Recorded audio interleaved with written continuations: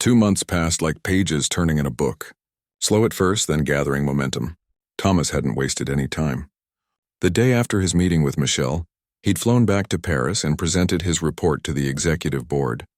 Some wanted to minimize the incident, handle it quietly, protect the brand. But Thomas had been firm. This wasn't about protecting reputation. This was about having one worth protecting. The board approved his proposals. All of them. It cost money, it cost time, and it required admitting they'd failed. But they did it. Maison Laurent launched the Welcome All initiative. Every employee, from sales associates to executives, went through intensive training on unconscious bias. Not the kind where people sit through a PowerPoint and forget it the next day, but real workshops where people had to confront their own prejudices and learn to recognize how those biases affected their behavior. The company partnered with organizations focused on retail equity. They created a confidential reporting system where employees could raise concerns without fear of retaliation. They hired a diversity officer whose entire job was holding the company accountable. And they established scholarships for students from underrepresented communities who wanted to pursue careers in luxury retail. The Georgetown location underwent its own transformation. Christopher was promoted to store manager, and Rochelle became assistant manager. Thomas had been impressed by their integrity during his investigation. Rochelle especially. She'd risked her job to tell the truth, and that kind of courage deserved recognition. "I still can't believe this is happening," Rochelle said one afternoon as she helped redesign the store's layout. They were adding new artwork that celebrated diverse beauty. Images of people from all backgrounds, dressed in everything from haute couture to casual wear, all looking confident and valued. "You made it happen," Thomas told her. "You spoke up when staying silent was easier."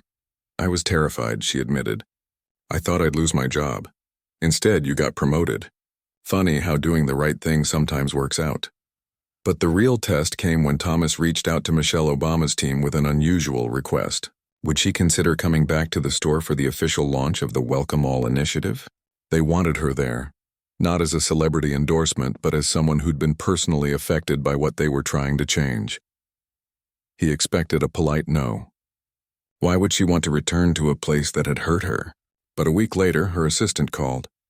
Michelle would come, but she had conditions. This couldn't be a photo opportunity. It had to be genuine. And she wanted to meet the employees, especially the ones who'd spoken up. The day of the launch arrived sunny and crisp. Media had gathered outside, which Michelle had expected and agreed to. This was bigger than her personal experience. If her presence could shine light on issues that affected countless people, she was willing to be part of it. When she walked into Maison Laurent this time, everything felt different. The same marble floors, the same elegant displays, but the atmosphere had completely changed. Employees stood ready to greet her, and in their eyes she saw genuine warmth rather than assessment and judgment. Thomas met her at the entrance. "Welcome back," he said simply. "I know returning here couldn't have been easy." "It wasn't," Michelle said honestly. "I almost said no. But then I thought about all the people who face what I faced every single day and don't have a platform to address it. If this helps even a little, it's worth being uncomfortable." Rochelle was waiting nearby, nervous and excited in equal measure. When Thomas introduced them, she immediately started thanking Michelle. "I'm so sorry I didn't speak up that day.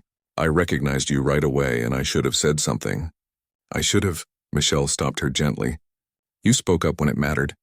When someone was investigating, when your voice could make a difference, you told the truth. That took courage." "I've read both your books," Rochelle said, her voice shaking slightly.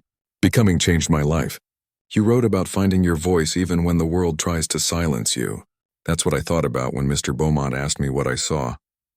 I thought, what would Michelle Obama do? She'd probably do exactly what you did," Michelle said with a warm smile. "Speaking truth is never easy, especially when you're young and scared of losing your job. I'm proud of you." The event officially began with Thomas addressing the assembled crowd of employees, media, and community leaders. He didn't sugarcoat what had happened. He laid out the incident honestly, acknowledged the company's failures, and detailed the changes they were implementing. "We can't undo what happened," he said, "but we can ensure it never happens again. And we can work every day to create spaces where everyone feels valued and welcome." Then it was Michelle's turn to speak. She walked to the microphone, taking a moment to look around the transformed space. So much had changed. and yet it was still the place where she'd been made to feel small. 2 months ago, I walked into this store as a customer and left as someone who'd been judged unworthy, she began. It wasn't the first time I'd experienced something like that, and unfortunately, it probably won't be the last. But what happened next is what matters. She talked about how easy it would have been for the company to minimize the incident, to offer a quiet apology and hope it went away. Instead, they'd chosen accountability. They'd chosen to examine their culture, admit their failures, and commit to real change. I'm not here to celebrate one person being fired, Michelle said. That's not victory. I'm here because Maison Laurent made a choice to be better. They created systems to prevent this from happening again. They invested in education and accountability. They partnered with communities they'd excluded. That's what transformation looks like. She paused, looking directly at the cameras. This isn't just about luxury retail or one store. This is about how we see each other, how we treat each other, whether we judge people by their appearance or we recognize their inherent dignity. Every day, people walk into stores, restaurants, offices, and public spaces and face the kind of treatment I experienced. Not because they did anything wrong, but because someone made assumptions based on how they looked. The room was silent except for her voice. So here's my challenge. Not just to this company, but to everyone watching. Look at your own biases. Examine how you treat people who don't fit your expectations. Ask yourself if you're part of the problem or part of the solution, and then make a choice to be better. After her speech, Michelle spent time walking through the store, meeting employees, examining the changes, the new reporting system, the diversity council, the partnerships with community organizations. She asked questions, pushed on details, made sure this wasn't just window dressing but genuine commitment. Christopher showed her the training materials. Every employee goes through 8 hours of initial training, then quarterly refreshers. We cover unconscious bias, microaggressions, inclusive customer service. And it's not optional. It's part of our job requirements. How are people responding? Honestly? Some love it. Some are uncomfortable but trying. And a few have decided this isn't the place for them anymore, which is probably for the best. You can't force people to change, but you can make it clear that prejudice isn't welcome here. Michelle nodded. That was reality. Not everyone would embrace change, but creating consequences for behavior and support for growth was how you moved forward. The most emotional moment came when Michelle met some of the scholarship recipients. 5 students from local HBCUs who'd been awarded full funding to pursue fashion and retail careers. They stood together nervously, hardly believing they were meeting Michelle Obama. Tell me about yourselves, she said, pulling up a chair to sit with them. They shared their dreams, designing sustainable fashion, opening boutiques in underserved communities, making luxury retail more accessible and inclusive. They talked about the barriers they'd faced and the doors these scholarships were opening. You're not just the future of this company, Michelle told them. You're the future of the entire industry. You're going to change things in ways people like me can't even imagine yet. Don't let anyone make you small. Don't let anyone convince you that you don't belong. Later, as the official event was wrapping up, Rochelle found a quiet moment with Michelle. Can I ask you something personal? Of course. How do you handle it?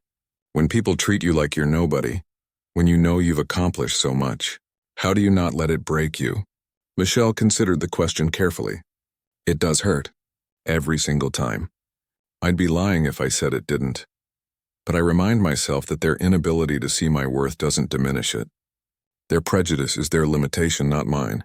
And sometimes when you stand firm in your dignity despite someone trying to take it away, you create opportunities for change that wouldn't exist otherwise. Is that what happened here? I think so. I could have just been angry, which I had every right to be.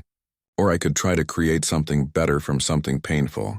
That doesn't mean accepting mistreatment. It means using your voice and your platform to demand better, not just for yourself but for everyone who comes after you. As Michelle prepared to leave, Thomas walked her to her car.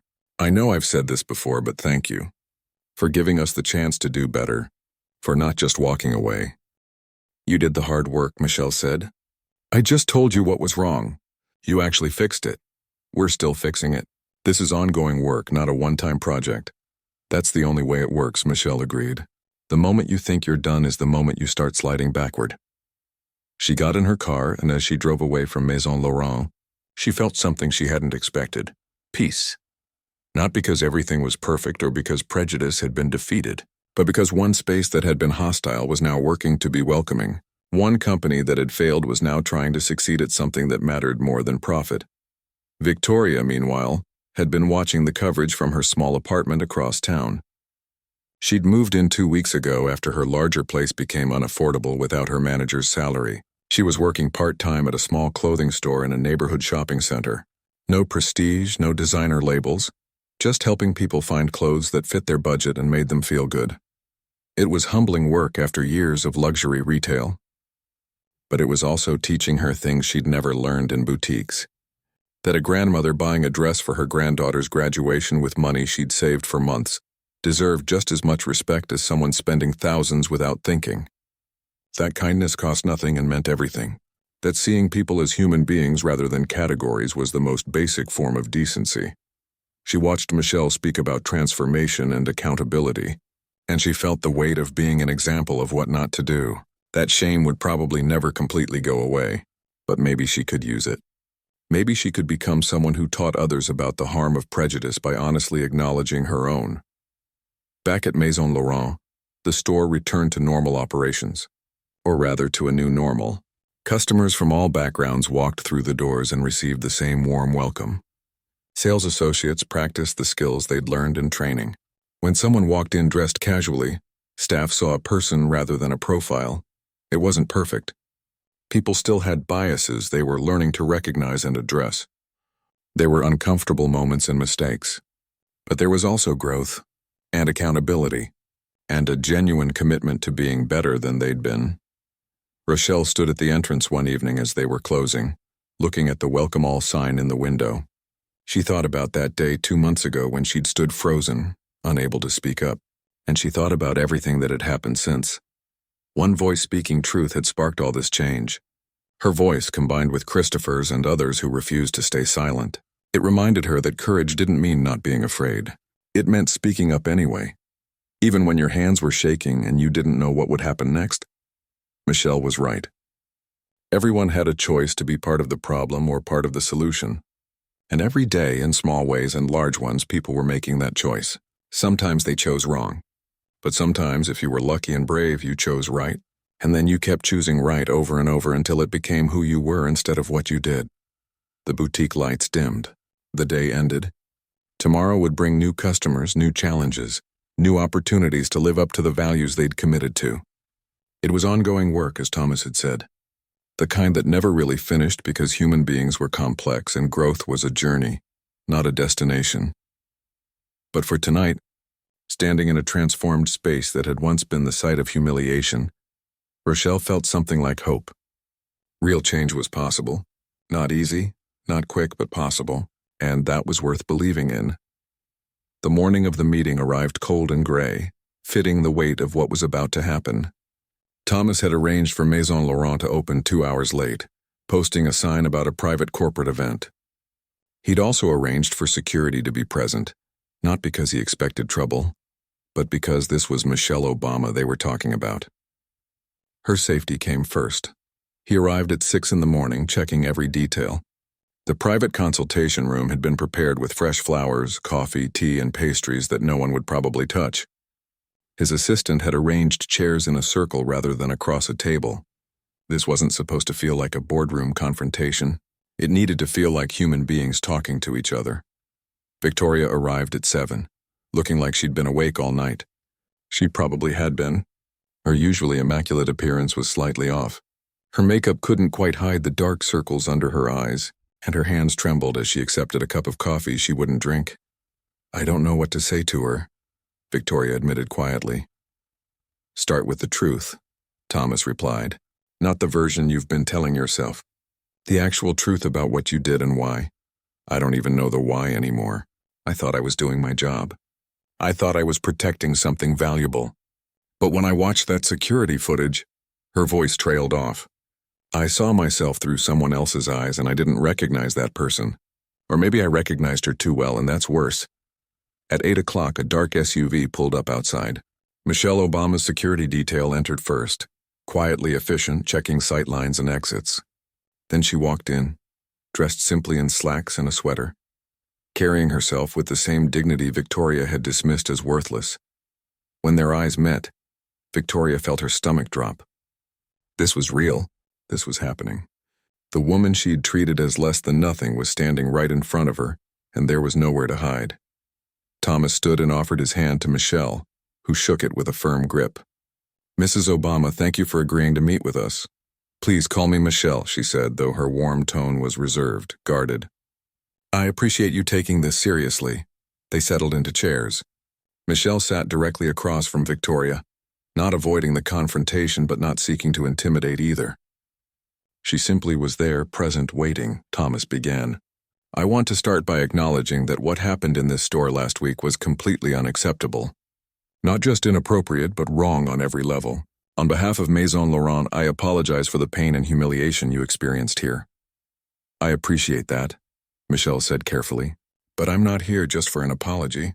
I need to understand what happened and why. More importantly, I need to know what happens next."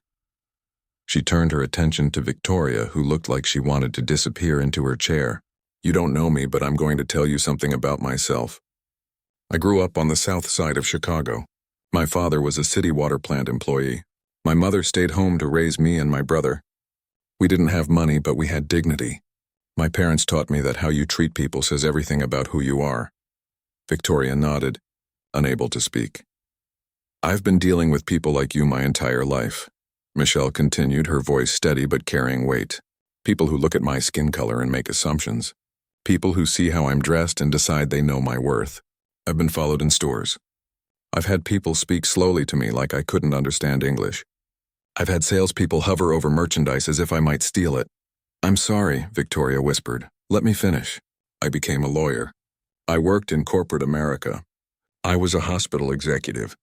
I was First Lady of the United States for 8 years. I've met world leaders and spoken to millions of people. I've written best-selling books. And you know what? None of that should matter. Because the young black woman in workout clothes, the older Asian woman speaking her native language, the Latino man in work boots, they all deserve the same respect you'd give to someone you recognize as important." The tears Victoria had been holding back started falling. Not polite tears, but ugly, honest tears of shame. "When you looked at me," Michelle said, "you didn't see a person. You saw a category. You saw assumptions. You saw whatever prejudices you've been carrying around and decided I wasn't worth your courtesy. Do you understand how dehumanizing that feels?" "Yes," Victoria managed. "I'm so sorry. I don't know how to—" "I'm not finished." Michelle's voice wasn't harsh, but it was firm. "Here's what makes this worse. You had power in that moment. You were the manager. You could decide who belonged and who didn't. And you used that power to make me feel small. You used it to humiliate me. Not because I was rude or inappropriate or did anything wrong. Just because of how I looked." The silence that followed was heavy. Even Thomas felt the weight of it. Finally, Michelle leaned forward. "So here's my question for you, Victoria. Not what excuse you have, but what you're going to do with this. Are you going to convince yourself you're the victim? Are you going to say you didn't know and therefore it's not your fault? Or are you going to face the reality that you have prejudices, that they hurt people and that you need to change?" Victoria looked up, meeting Michelle's eyes for the first time. "I want to change, but I don't even know where to start. I've spent my whole career in luxury retail, and I thought I was good at my job.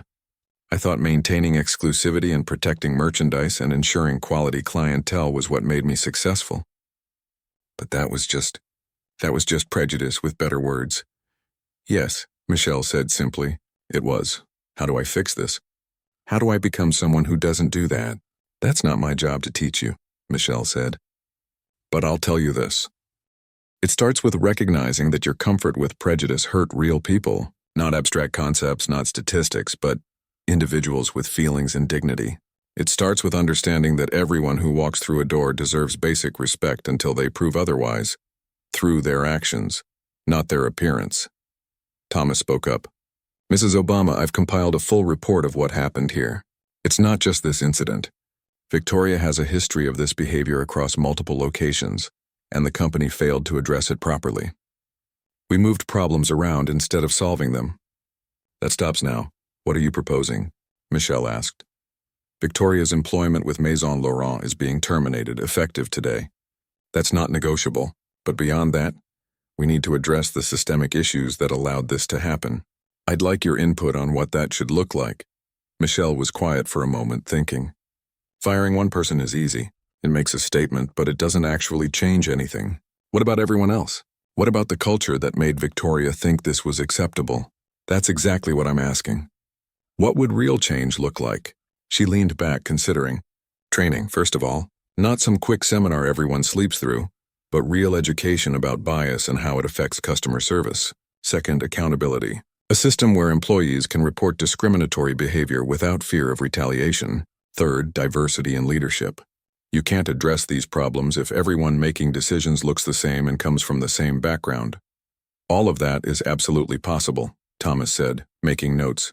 What else? Action, not just words. Don't just train people and hope it sticks. Make inclusion part of how success is measured. Create partnerships with communities you've been excluding. Show people they're welcome not just in theory, but in practice. Victoria listened to all this, understanding that she wouldn't be part of implementing any of it. Her career here was over. But maybe hearing this conversation was important anyway. Maybe understanding what she'd destroyed was part of whatever came next for her. Can I say something? Victoria asked quietly. Michelle nodded. I want you to know that I heard everything you said. And I can't just apologize my way out of this. Words are cheap when they come after you've been caught. But I'm going to spend a long time thinking about who I've been and who I want to become. I don't expect your forgiveness. I don't deserve it. But I'm grateful you gave me the chance to hear how much I hurt you. I hope you mean that, Michelle said. Not for me, but for all the people you'll interact with in whatever comes next in your life. Because this isn't just about retail or customer service. It's about seeing people as human beings worthy of dignity. The meeting lasted another hour. Thomas outlined specific changes Maison Laurent would implement. Michelle provided contact information for organizations that specialized in retail equity and inclusion. They discussed timelines and accountability measures. When it was over, Michelle stood to leave. Victoria stood too, uncertain. Mrs. Obama, Victoria said. Thank you for making me face this, for not just letting it slide. I needed to hear this even though it was the hardest thing I've ever sat through. Michelle looked at her for a long moment. I hope this changes you. I really do. Not because I need you to be changed, but because the world needs fewer people who hurt others and more people who recognize their capacity to cause harm. After Michelle left, Victoria gathered her personal belongings from her office. 23 years in luxury retail, and it was ending in a cardboard box and a security escort to the door. But as she walked out of Maison Laurent for the last time, she understood something she'd never fully grasped before. Success built on making others feel small wasn't success at all. It was just cruelty wrapped in expensive packaging, and she had a lot of work to do if she wanted to become someone who added light to the world instead of darkness. Thomas watched her go, then turned to face his staff, who'd been arriving for the late opening. They gathered in the store, all of them aware something big had happened. Everything is about to change here, he told them. And it's going to be uncomfortable. We're going to have to look at our biases, our practices, and our culture. We're going to have to do better. Anyone not willing to be part of that change should leave now. No one moved. Maybe because they needed the job. Maybe because they wanted to be better. But they stayed, and that was a start. Thomas Beaumont sat in his hotel room that night reviewing security footage on his laptop for the third time. Each viewing made him feel worse. The footage was clear, timestamp showing 2:47 p.m. on that Tuesday afternoon. Michelle Obama entering the store with a small smile, looking relaxed. Victoria approaching her with a posture that screamed hostility before a single word was exchanged. He could see the exact moment Victoria sized her up and dismissed her. The way she positioned herself between Michelle and the merchandise. The aggressive body language. The pointing toward the door. And worst of all, the satisfied look on Victoria's face after Michelle left. Thomas had been in luxury retail for 23 years. He'd started as a sales associate in Lion and worked his way up through every position. He'd always believed in the industry's ability to make people feel special, to create moments of beauty and confidence. But this footage showed the dark side he'd sometimes glimpsed and maybe, if he was honest with himself, hadn't fought hard enough against. The next morning, he arrived at the boutique an hour before opening. He'd requested all staff members who'd been present during the incident to come in early for individual interviews. His assistant from the regional office was with him, taking notes and keeping everything documented. First up was Christopher, the assistant manager. The young man looked like he'd barely slept. He sat across from Thomas in the private consultation room, hands clasped tightly together. "Tell me what you saw," Thomas said gently. "From the beginning," Christopher took a breath. "I was in the back checking inventory. I heard Victoria's voice getting louder, which isn't that unusual. She has a very particular way of dealing with customers she doesn't think belong here." "Does that happen often?" "More than it should," Christopher admitted. "Look, I'm not trying to throw her under the bus, but there's been a pattern. Last month there was a young woman who came in wearing workout clothes. Victoria followed her around the entire time, making comments about how delicate the fabrics were. The woman left without buying anything, and Victoria acted like she'd protected us from theft. Did you report that?" Christopher looked ashamed. "No, I'm still new. And Victoria makes it clear that questioning her judgment is the same as questioning whether you belong in luxury retail at all. She talks about standards and maintaining exclusivity, and it sounds professional. But really, she's just making judgments about who looks like they have money." He went on to describe what he'd witnessed with Michelle, how Victoria had immediately approached her with suspicion, how she'd blocked access to the merchandise, how she'd suggested the outlet mall in a tone that made it clear what she really meant.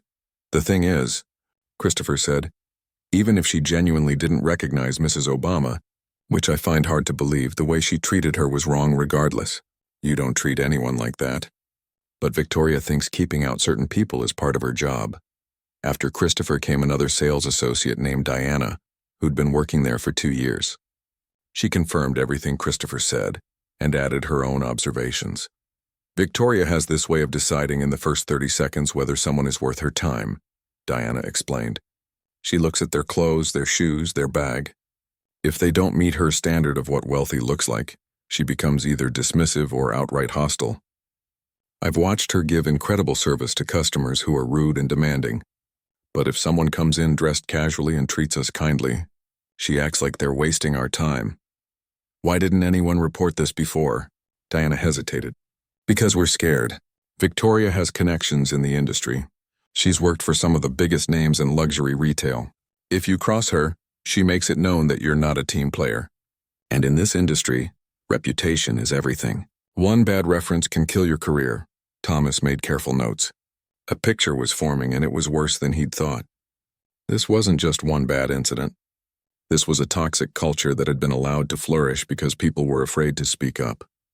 Then came Rochelle, the young woman who'd been restocking shelves that day. She sat down with visible determination, like she'd made a decision and was going to see it through no matter the cost.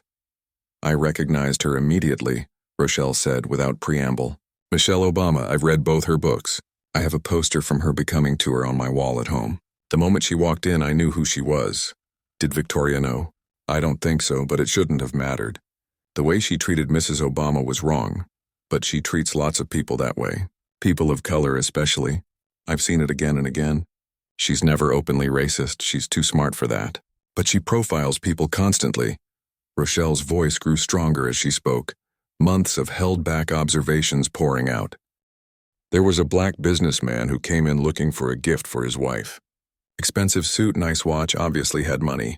Victoria still followed him around, made comments about our return policy being very strict, asked multiple times if he was sure he could afford what he was looking at.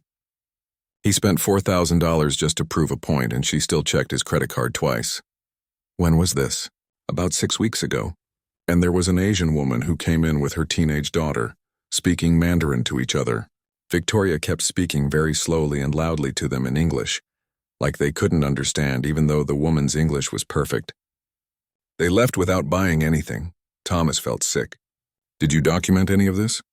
"I tried to talk to Christopher about it once, but he said without concrete proof of discrimination, it would just be my word against a manager with seniority.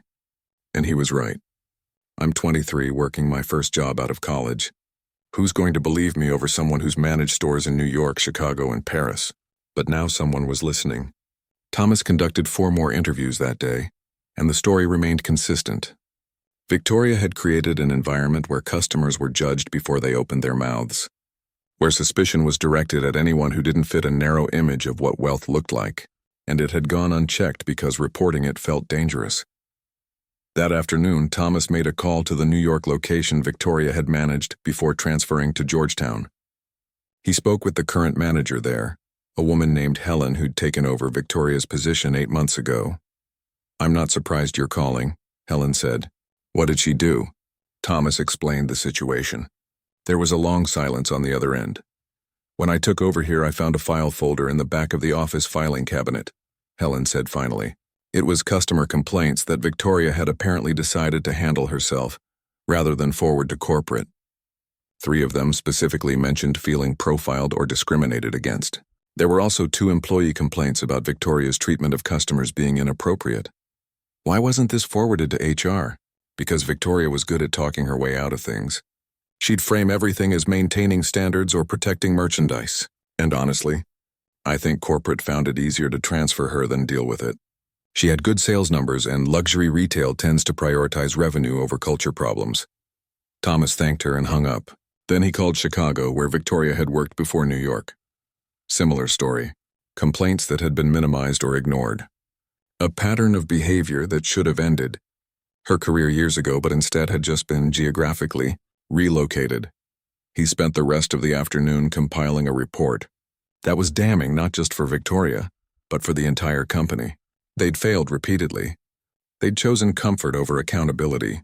They'd protected someone who was damaging their reputation and hurting people because dealing with it seemed complicated. The security footage was the final piece. Thomas watched it again with his assistant, this time noting specific timestamps and behaviors. At 2:47:23, Victoria's expression as Michelle entered. At 2:49:15, Victoria blocking access to the merchandise.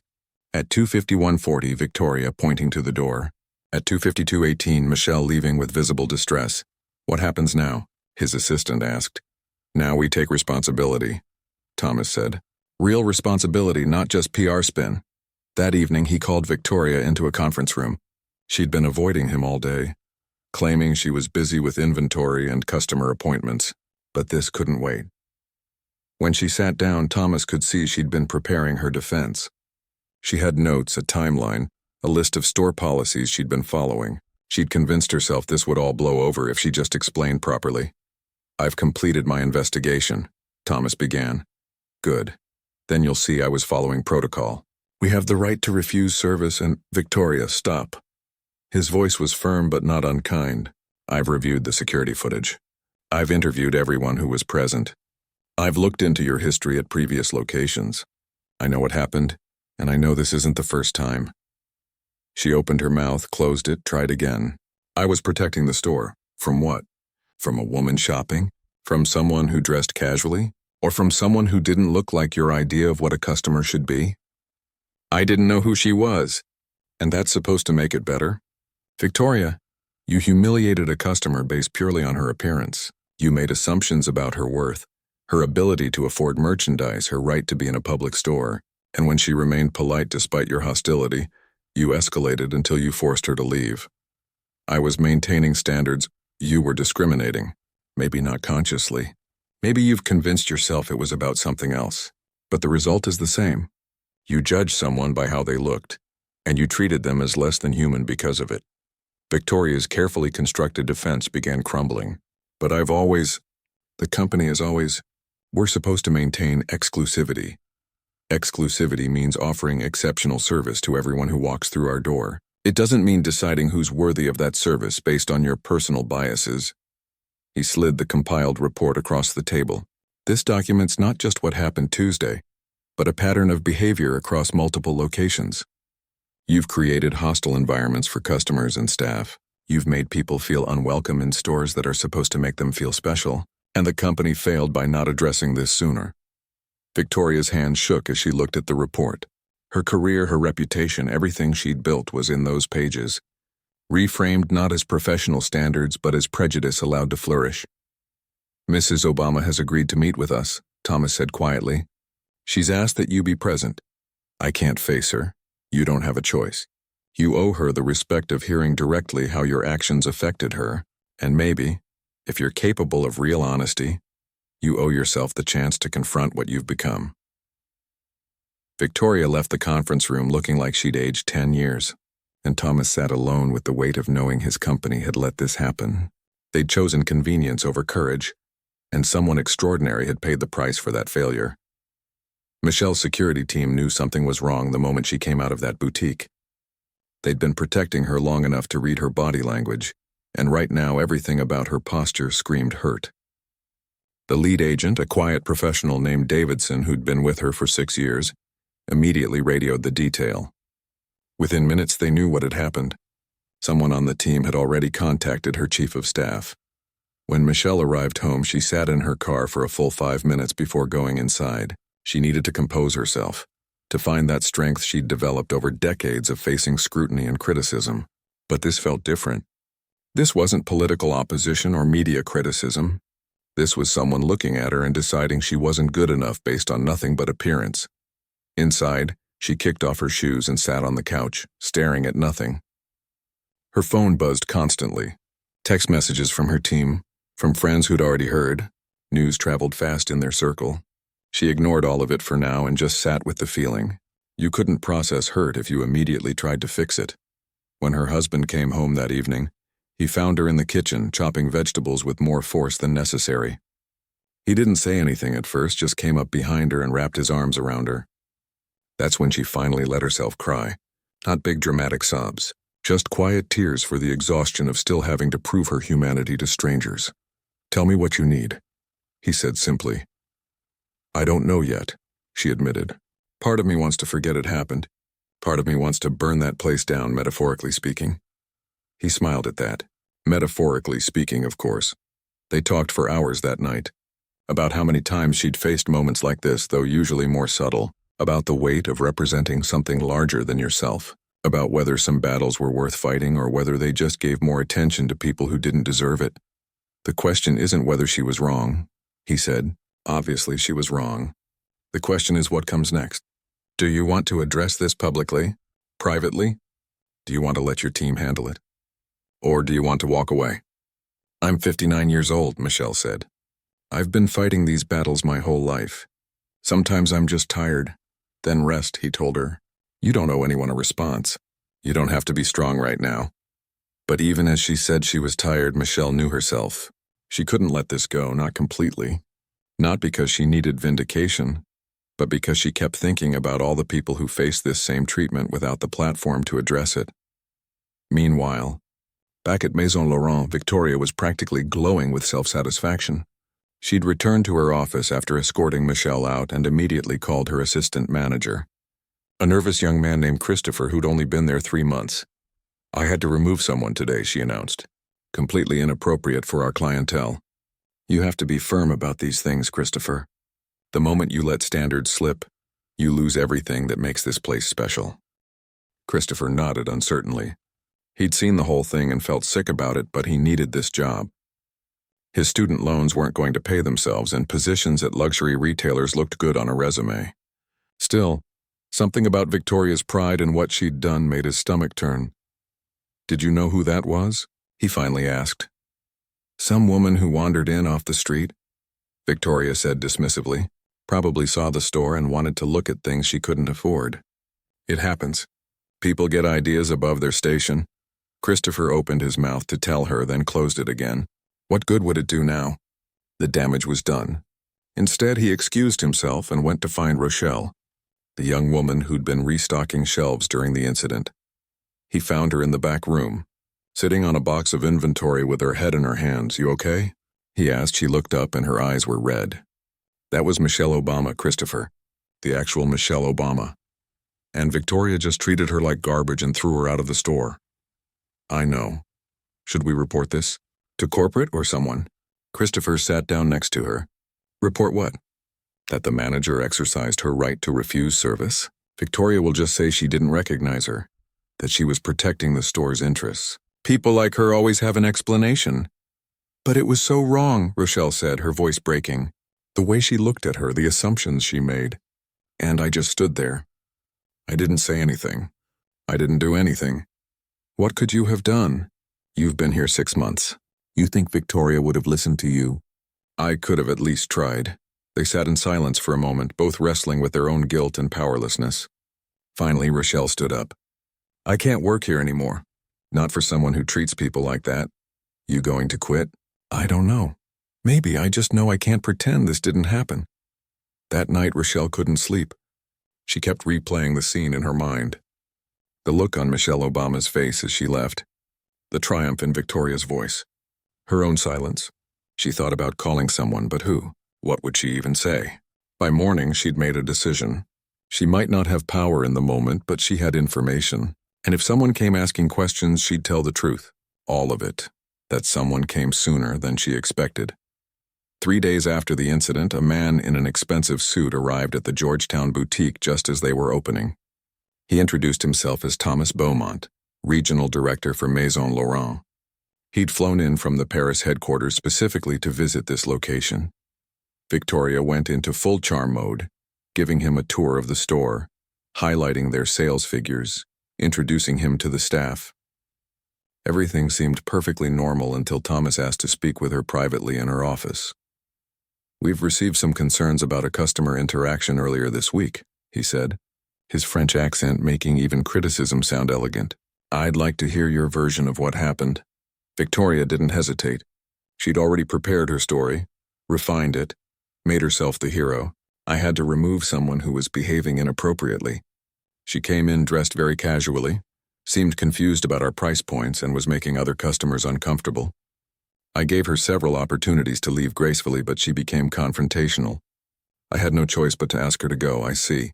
And you didn't recognize this customer? Should I have? Victoria asked, genuinely confused by the question. Thomas pulled out his phone and showed her a photo. This is the woman you removed, yes? Victoria glanced at it. Yes, that's her. Why, is she someone? That's Michelle Obama. The color drained from Victoria's face so quickly that Thomas actually reached forward, thinking she might faint. She gripped the edge of her desk, her knuckles turning white. That's not... She wasn't... Victoria couldn't form a complete sentence. She wasn't what? Dressed well enough? That's what you were going to say, wasn't it? I didn't know who she was. And would it have mattered if you did? Should people only receive respectful treatment if you recognize them? Victoria's mind was racing, trying to find an angle, an excuse, anything. She could have identified herself. She could have said something. Why should she have to prove her worth to shop in a store that's open to the public? Thomas asked quietly. I'm going to interview your staff. I want to hear what they saw. And Victoria, I've already reviewed the security footage. I know exactly what happened.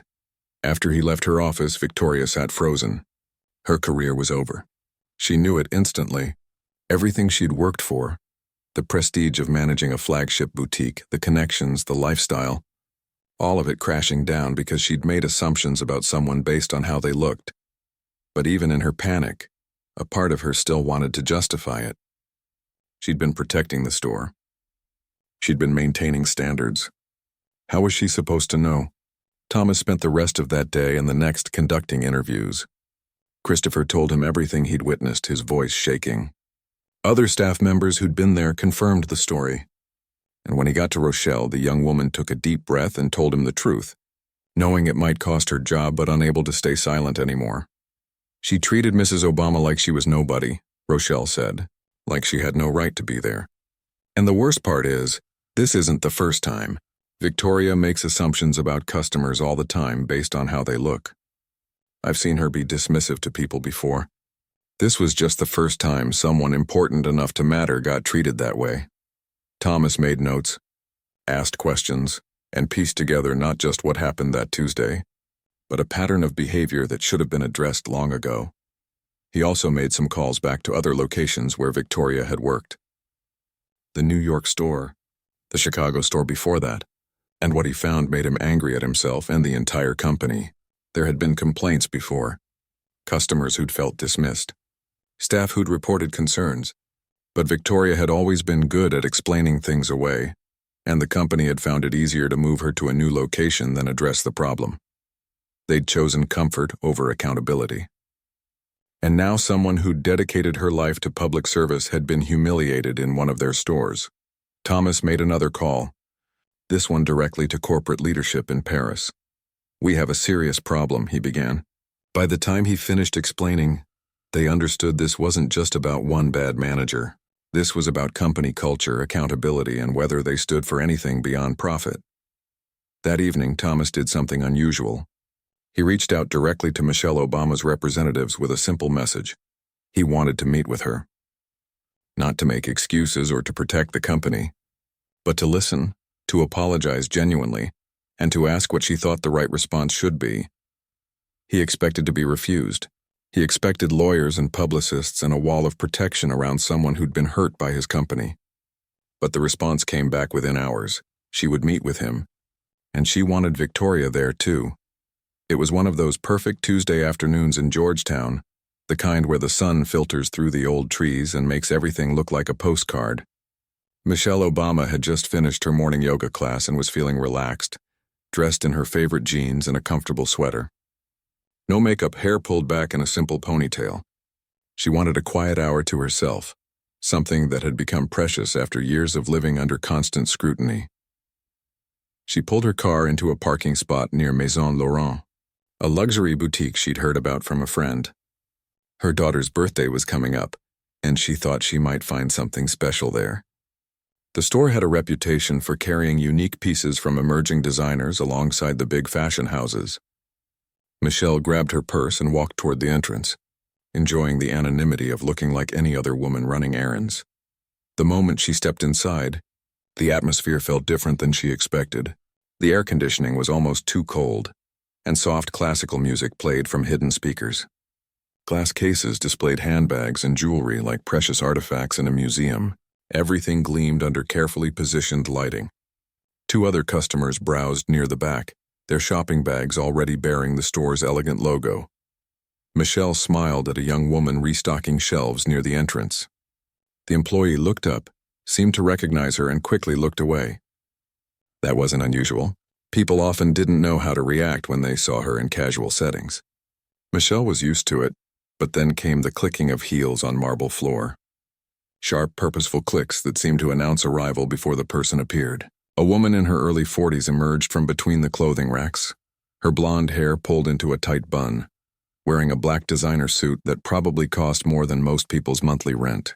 Her name tag read, Victoria Ashford, Store Manager.